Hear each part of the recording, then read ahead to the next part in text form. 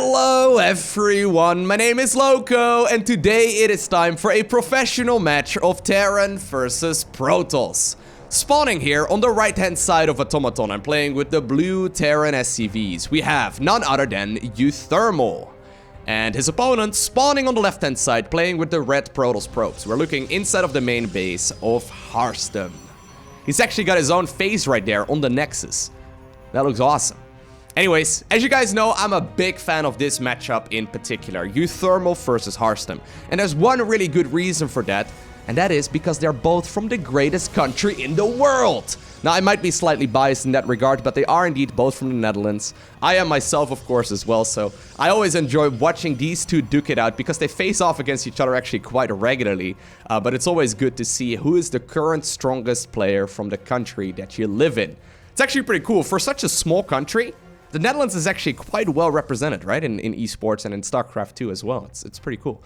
Regardless, uThermal, he's doing this thing that a lot of the Terran players at the highest level like to do right now, and that is to build structures outside of the main base.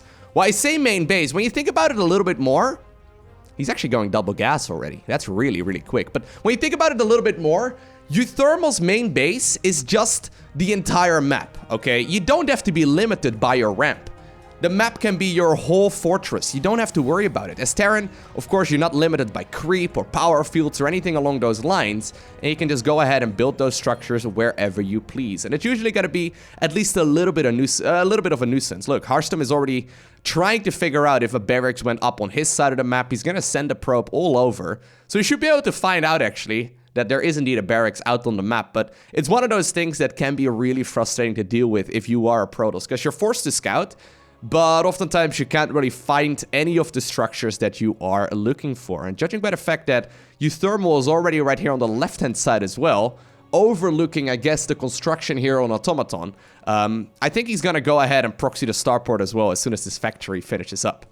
Regardless, we barely did not witness right there the murder of a probe. That's a little bit sad, but the Reaper is indeed going to make his way across the map. A second Reaper is already queued up as well, and Harstem is going to be the one who is forced to play quite defensively. We see a Stargate right now inside of the main base of Protoss. Second Reaper already coming up as well, so Harstem is not going to take any risks. He's just simply planning on dealing with these pesky little jetpack raiders as quickly as he can. And honestly, uThermal is one of those players who absolutely loves the Reapers. He's been doing that for many years right now. He sometimes goes for several of them, not just the two that we see in this game so far, but sometimes he keeps on adding them on, even in Protoss versus Terran. Regardless, here we go. That starport is indeed coming up. By the way, what is that? What is that robot? What is it making? It's doing nothing. I never realized it has sort of like a body. Oh, no way! Oh, are you kidding me? Okay, so that explains the second gas inside of the main hero of uThermal. He's adding on a really quick fusion core. Now, of course, this could be Liberator ranged, okay? And by the way, a couple Reapers are being an absolute nuisance here. Grabbing like 4 probes already. Plus there's of course now that Hellion that made its way towards the Natural as well. This could be ranged Liberators. I want to believe it's Battlecruisers. Battlecruisers are on paper not particularly good against Protoss. But so far, I mean, when you look at the units that Protoss has, there's really not a lot that shoots up. Right? There's absolutely 0 units that can shoot up. Obviously, it can just go ahead and make like a Void Ray. Maybe even Blink Stalker, which is obviously the most common build right now in Terran versus Protoss. But man, these Reapers are dealing damage. That's 9 probes right here in total. And I can imagine that Harstem is not too excited about this early game. Because at this point, the pressure is not even really started yet. Look at that. We see a Battlecruiser coming up right here for our Terran player in blue.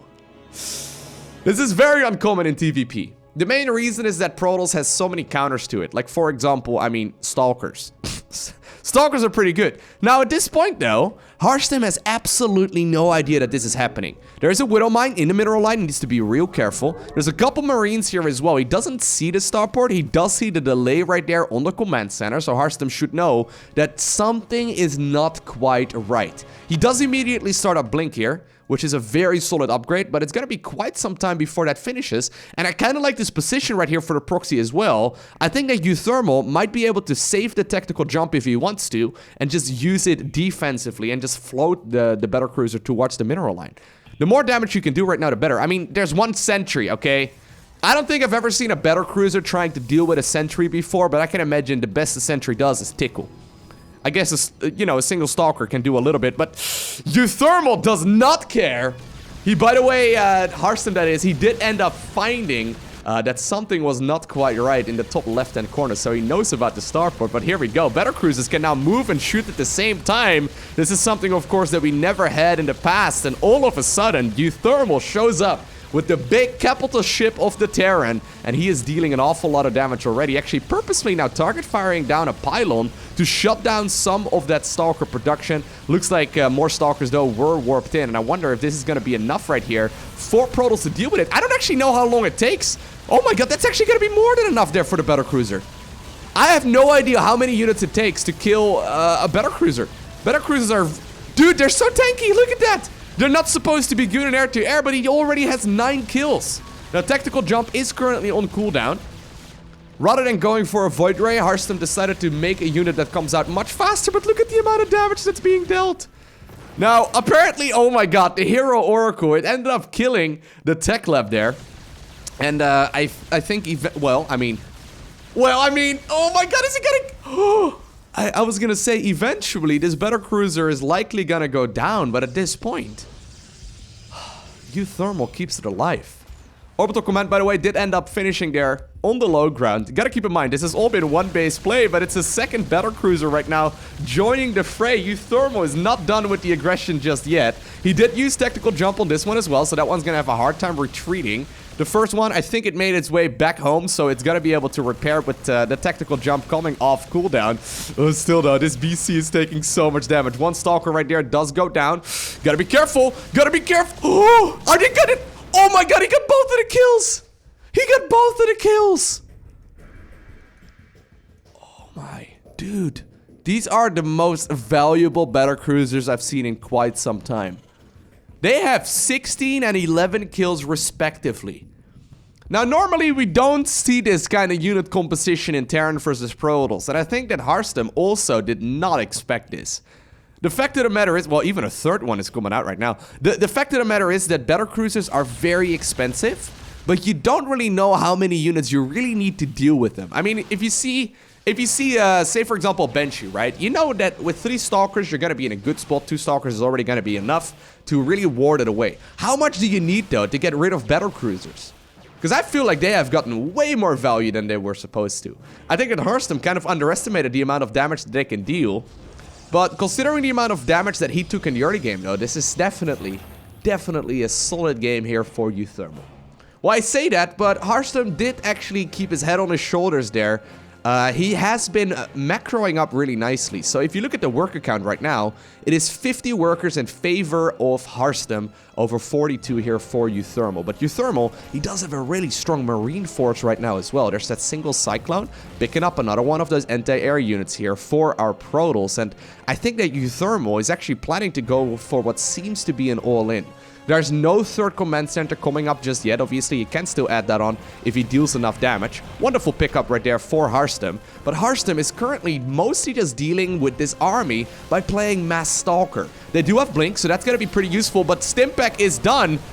The Marines stim forward. They're going to be able to pick up at least a couple of those Stalkers with ease already. And uThermal still has those full hit points Battlecruisers looming from the sky. They do not have their weapon refit, so no Yamato cannons. But the Bio army is dealing so much damage. What's the prioritization right now? What do you want to kill first and foremost? Ideally, you pick up the Battlecruisers, but they are quite micro-bull. Keep in mind, with, of course, Tactical Jump off cooldown, uThermal could just send them sailing home if he wants to.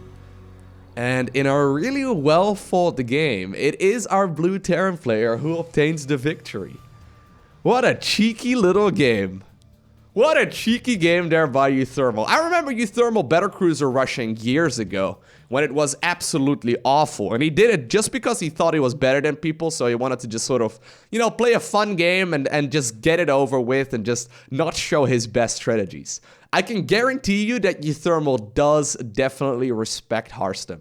I mean, Harstem is one of those players who's been around for many, many years. Obviously, uThermal has been beat by Harstem many, many times in the past as well, so the fact of the matter, he decided to pull out this strategy. I don't know if he actually thinks that it's a really legit build that can deal a lot of damage, or if he was just joking around. I mean, those Battlecruisers, they did not mess around, but the fact that both of them stayed alive with like, I don't know, less than 20 hit points each, and then finally had tactical jump come off cooldown so they could get to safety, that's not something you can really calculate into a strategy, right? But regardless, it worked out in favor of uThermal this time around.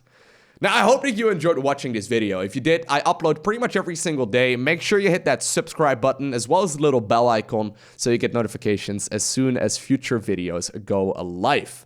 A special shout out to the Patreon supporters. You guys are awesome. Thank you very much. By the way, I'm also trying to be more active on Twitter, Instagram, and Facebook. In case you're interested, I'll post links to those as well down below in the description of the video.